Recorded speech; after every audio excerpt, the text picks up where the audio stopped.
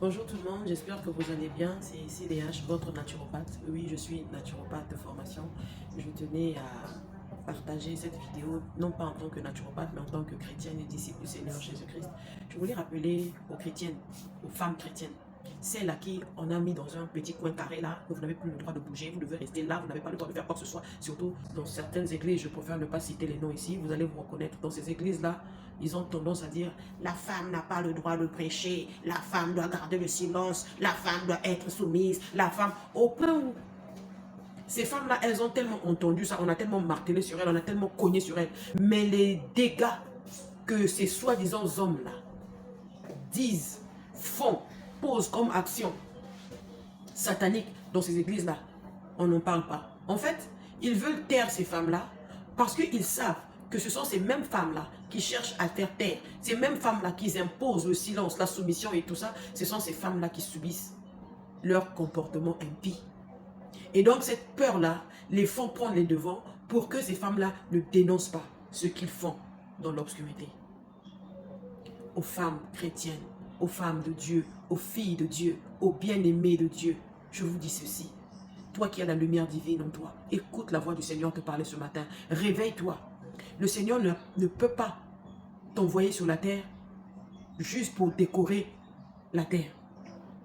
Le Seigneur ne peut pas t'envoyer sur la terre juste comme ça. Dieu ne fait pas les choses juste comme ça. Quand Dieu t'envoie sur la terre, c'est pour une mission bien précise. Lorsque tu sais que tu as reçu le Saint-Esprit, à moins que tu ne l'aies pas reçu.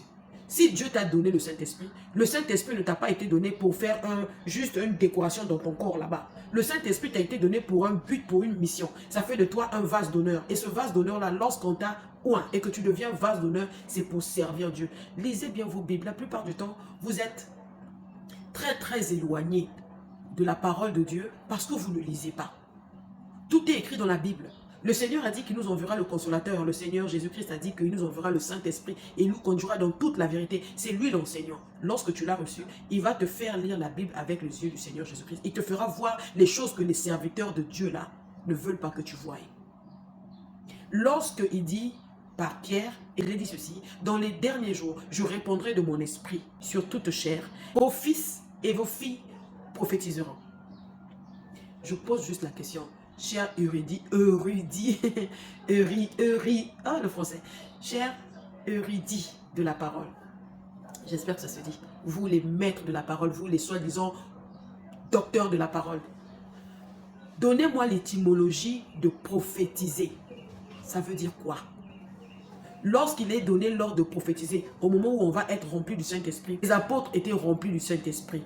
Oui, le jour de la Pentecôte, c'est mieux de répéter mot pour mot ce que la Bible a écrit. N'allez pas ajouter des choses qui ne viennent de nulle part. Et c'est ça qui fait que la parole de Dieu perd toute sa puissance à cause de votre manière d'interpréter cette parole-là. Bref, je reviens en disant ceci.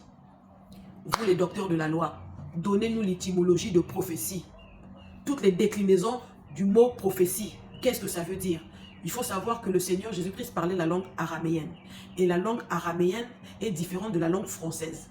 Les déclinaisons, les mots, le sens de foi d'un mot en araméen, de fois, il arrive qu'on ne trouve pas la bonne interprétation dans le français. Et donc, il faut avoir certaines déclinaisons pour percevoir ce qui a été dit dans cette langue-là. Même la langue hébreu, elle est différente de la langue française. Il y a des mots en hébreu ou en français, on ne sait le trouver. Donc, on va chercher des alternatives pour pouvoir décrire le mot en question qui a été dit en hébreu là. Mais je reviens en disant, chers docteurs de Dieu, vous chers enseignants, lorsque vous lisez la Bible et qui nous est dit, dans les derniers jours, je répondrai de mon esprit sur toute chair, vos fils et vos filles prophétiseront. Ce verset-là continue, ce chapitre-là continue jusqu'en bas. On a dit que les vieillards auront des visions, vos jeunes gens auront des songes. Mais moi, je veux m'appesantir sur le fait que les fils et les filles prophétiseront. La prophétie, là, c'est de quoi dont il est question? Donnez-nous l'étymologie du mot prophétie. En ce moment-là, on pourra comprendre que les femmes doivent se taire, les femmes doivent garder le silence. Vous avez rendu les femmes à ne rien faire. Les enfants de Dieu à ne rien faire. Donc le Seigneur t'a envoyé sur la terre pour laver les assiettes et puis pour préparer Mais si c'était le cas, pourquoi il a dit encore à Marthe, qui est en train de s'affairer à faire la nourriture, à s'affairer à la cuisine, devant Jésus-Christ lui-même. Mais Jésus leur aurait dit, mais écoute Marie, lève-toi, va aider Marthe. Mais ça n'a pas été le cas. Regardez bien, lisez bien la Bible, ça n'a pas été le cas. Lorsque Marthe vient se plaindre du comportement de Marie qui était restée à côté de Jésus pour écouter la parole, l'enseignant, qui est en train de l'enseigner, de ce qu'elle devrait transmettre aux autres, parce que oui, par la suite, ces femmes-là ont été, elles aussi, à leur tour, propageuses de la bonne nouvelle du Seigneur Jésus-Christ.